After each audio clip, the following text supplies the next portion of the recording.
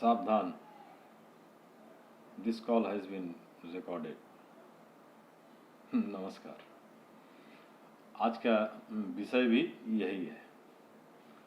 अक्सर देखने को मिलता है कि लोग आने वाली हर कॉल का रिकॉर्ड करते हैं। बड़ा सवाल है कि हर फ़ोन में जो कॉल रिकॉर्डर के प्रोग्राम है, क्या कानूनी रूप से वो सही है? क्या हम किसी का भी कॉल रिकॉर्ड कर सकते हैं? जी, हमसे जो बात करता है, क्या कॉल रिकॉर्डिंग अपराध है? जी हाँ, इसमें व्यक्तिगत एकांतता के निजता के अधिकार का हनन यानी वायलेशन ऑफ प्राइवेसी के अधिकार का उल्लंघन कहा जाता है। अब निजता का अधिकार संविधान के अनुच्छेद या आर्टिकल 21 के तहत एक मूल अधिकार है और स्मार्टफोन में कॉल रिकॉर्डिंग का इनबिल्ट फीचर आता है। बहुत सारे लोग इस फीचर का गलत इस्तेमाल करते देखे जाते हैं। आपने देखा होगा कि कुछ लोग खास मोबाइल एप्लीकेशन या फ्री ऐप की मदद से आने वाली लगभग हर कॉल को रिकॉर्ड कर लेते हैं। बहुत से लोगों की कॉल रिकॉर्ड करने की आदत है या आदत बन जाती है और तुरंत वो कॉल रिकॉर्डर दबा देते हैं। अब इस कॉल रिकॉर्डर करने को दूसरों को सुनाकर मज़ा भी लेते हैं और कभी कभी फ़ोन कॉल को सार्वजनिक भी कर दिया जाता है या धमकी के रूप में भी इसका इस्तेमाल होता है, जबकि रिकॉर्डिंग करने से पहले सामने वाले व्यक्ति की अनुमति नहीं ली जाती। किसी की कॉल को रिकॉर्ड करना और उसे सार्वजनिक करना अपराध है एवं किसी व्यक्ति के निजी जीवन में हस्तक्षेप करना माना जा सकता है। अब निजता का अधिकार भारतीय संविधान द्वारा अपने नागरिकों को दिए गए प्राण एवं दैहिक स्वतंत्रता के अधिकार में सम्मिलित है। व्यक्ति को अपनी निजी या परिवार, शादी, वंश, मातृत्व, बच्चा एवं शिक्षा की एकांतता की रक्षा करने का अधिकार प्राप्त है। उच्चतम न्यायालय ने यह निर्धारित किया कि कॉल रिकॉर्डिंग करना व्यक्ति के वायलेशन ऑफ प्राइवेसी है एवं इसका प्रयोग आपात एवं सुरक्षा के लिए जब आवश्यक हो तो किया जा सकता है। और यदि आपको भी लग रहा हो कि कोई व्यक्ति आपकी कॉल रिकॉर्ड कर रहा है जिससे आपकी प्रतिष्ठा को क्षति हो सकता है, तो आप उसके खिलाफ FIR दर्ज करवा सकते हैं। अब यदि पुलिस को भी ठोस कारण हेतु किसी की कॉल डिटेल चाहिए तो उन्हें भी कोर्ट की अनुमति लेनी होगी। एविडेंस एक्ट की धारा 61 एवं धारा 62 में फर्स्ट एविडेंस एवं सेकेंडरी एविडेंस सबूतों के तहत कॉल रिकॉर्ड डॉक्टर्ड होने अथवा उससे छेड़छाड़ होने के आरोप से बचने के लिए साइबर लैब में जांच के बाद ही सबूत के तौर पर कोर्ट में पेश किया जा सकता है। यदि किसी अधिकारी ने सरकार के निर्देश पर आपका कॉल रिकॉर्ड कर किसी ऐसे व्यक्ति को लीक कर दिया जिसे नहीं करना चाहिए था, तब आप अधिकारी के खिलाफ इंडियन टेलीग्राफ एक्ट के सेक्शन 26B के तहत पर मुकदमा कर सकते हैं। कई देश नहीं चाहते कि उनके नागरिकों का कॉल रिकॉर्ड हो। उन देशों में प्राइवेसी पॉलिसी के तहत कॉल रिकॉर्डिंग गैर कानूनी है। इसलिए एप्पल जैसे कई आईफोन में कॉल रिकॉर्डिंग का ऑप्शन ही नहीं होता है। कॉल रिकॉर्डिंग सार्वजनिक कर देने से व्यक्ति के व्यक्तित्व पर असर पड़ता है। व्यक्ति जगहंसाई का पात्र भी बन जाता है। जैसे आपको कंपनी का सिम कार्ड इस्तेमाल के बारे में काफ़ी जानकारी, जैसे किस नंबर से कॉल आया, किसे कॉल किए, कितने देर कॉल हुआ, किसे और कहाँ SMS आया या गया, लोकेशन, बैलेंस डाटा कम हो जाने पर आपको पता चल जाता है। ठीक उसी तरह कंपनियों को भी आपके बारे में काफ़ी जानकारी इकट्ठा कर स्टोर रखने को CDR यानी कॉल रिकॉर्ड के रूप में रखी जाती है। कोर्ट ने फिलहाल एक केस में पत्नी की माता पिता एवं उसके दोस्त की गई बातचीत की कॉल रिकॉर्ड को भी अपराध माना है। सार्वजनिक आपात अथवा लोक सुरक्षा के लिए सक्षम संस्था की अनुमति से सरकार को कॉल रिकॉर्ड करने का अधिकार है अन्यथा अपराध एवं निजता का अधिकार का उल्लंघन है।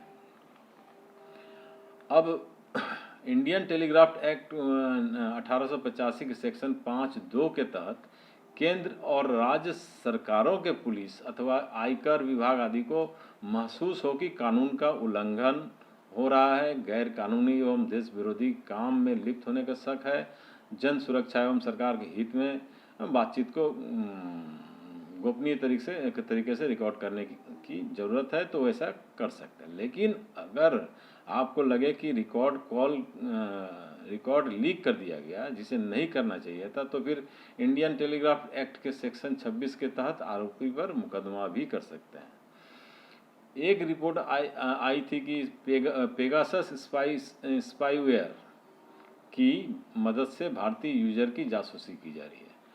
2019 में भी भारत समेत कई दुनिया भर के 20 देशों में हो रहे पेगासस स्पाईवेयर को लेकर इजरायली सॉफ्टवेयर निर्माता NSO ग्रुप पर मुकदमा दायर किया गया था।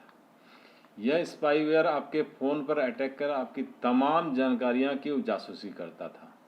अपराधियों या रिकवरी एजेंट द्वारा भी यदि संपत्ति जबरन वसूली, बम की धमकी, हत्या की धमकी से भरे कॉल आने पर पुलिस से संपर्क कर थाने में FIR दर्ज कराया जा सकता है। बात 2014 की है। बॉम्बे हाई कोर्ट ने securities and exchange board of India यानी सेबी को CDR एक्सेस करने की अनुमति दी। मोबाइल कंपनियां और कॉरपोरेट अपने प्रतिद्वंद्वियों के बारे में ज़्यादा से ज़्यादा जानकारी हासिल करना चाहते हैं। बीमा कंपनियां बीमा के निपटारे के लिए उस व्यक्ति के बारे में जानकारी जुटाना चाहती है। आमतौर पर मोबाइल कंपनियां 1 साल तक का CDR उपलब्ध कराती है और कॉल ड्रॉप में लोग अमूमन ये कहते हुए सुनाई पड़ते हैं कि मेरे मोबाइल में टावर नहीं है। मोबाइल की लोकेशन नेटवर्क सर्विस देने वाली कंपनियां टावर के नंबर का जिक्र करती है। कॉल करते समय जिस टावर से उसे नेटवर्क मिला उस टावर नंबर से लोकेशन का पता चलता है। एक मोबाइल टावर आमतौर पर 500 मीटर के रेडियस को कवर करता है। GPS ऐप के जरिए उस 500 मीटर के दायरे में पुलिस कॉल करने वाले व्यक्ति का एग्जैक्ट लोकेशन का पता लगा लेती है। यदि आप सभी पक्षों के लिखित सहमति के बिना दूसरों की ऑडियो बातचीत रिकॉर्ड कर रहे हैं तो यह निजता का उल्लंघन होगा। यदि आप बातचीत में भागीदार हैं तो बातचीत में अन्य लोगों को बताए बिना बातचीत रिकॉर्ड करना अवैध नहीं है। हालांकि आप इसे अदालत में सबूत के तौर पर इस्तेमाल करने की कोशिश करते हैं तो अदालत इस सबूत को अस्वीकार करार दे सकती है। अमेरिका और अधिकांश देश के कानून फ़ोन रिकॉर्डिंग की अनुमति देते हैं। कुछ देशों में रिकॉर्ड करने के लिए दोनों पक्षों को अनुमति की आवश्यकता होती है।